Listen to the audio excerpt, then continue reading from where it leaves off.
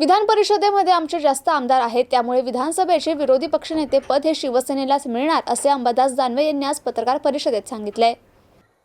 असं काय नाही, शिवसेनेचे आमदारांची संख्या 8 आहे, आपल्या माहितीच तो 7 नाही, आणि काँग्रेसच्या आमदारांची संख्या 7 आहे. परिषदेमध्ये काँग्रेस 7 आहे आणि शिवसेना 8 आहे. त्यामुळे हे पद तुमच्याकडेच राहील, काही विशेष येत नाही. विधानसभेत सुद्धा विरोधी पक्षनेते पद शिवसेनेला. हे पण अजून या सगळ्या गोष्टीत मागणी केलेली आहे. आता मागणी केल्यानंतर सरकार आणि विधानसभा अध्यक्ष काय निर्णय घेतात त्याच्यावर अवलंबून आहे. झालं. विरोधी पक्षनेते पदासाठी अद्याप अर्जच आलेला नाही. विरोधकांकडून अर्ज आल्यानंतर विचार केला जाईल असं राहुल नार्वेकर म्हणतात. याचा काय अर्ज थोडी असतो.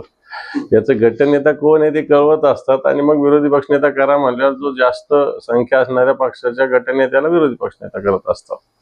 अशी ती पद्धत. त्याला काय अर्ज विनंती थोडी करावं लागतं. पण विधानसभा अध्यक्षच विरोधी पक्षनेते पदाचा निर्णय घेतील असं देवेंद्र फडणवीस. बरोबर आहे ना, त्यात काय चूक आहे. विधानसभा अध्यक्षच याच्या संदर्भात निर्णय घेतील. मला वाटतं नागपूरच्या अधिवेशनात आम्ही पुन्हा एकदा विधानसभा अध्यक्षांना भेटू आणि सभेमध्ये विरोधी पक्षनेता असावा अशा प्रकारची भूमिका मांडू.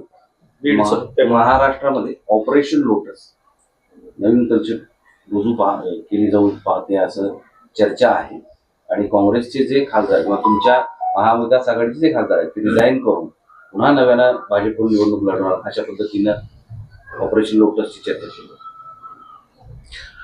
चर्चेला किंवा जर तरला काही अर्थ नसतो.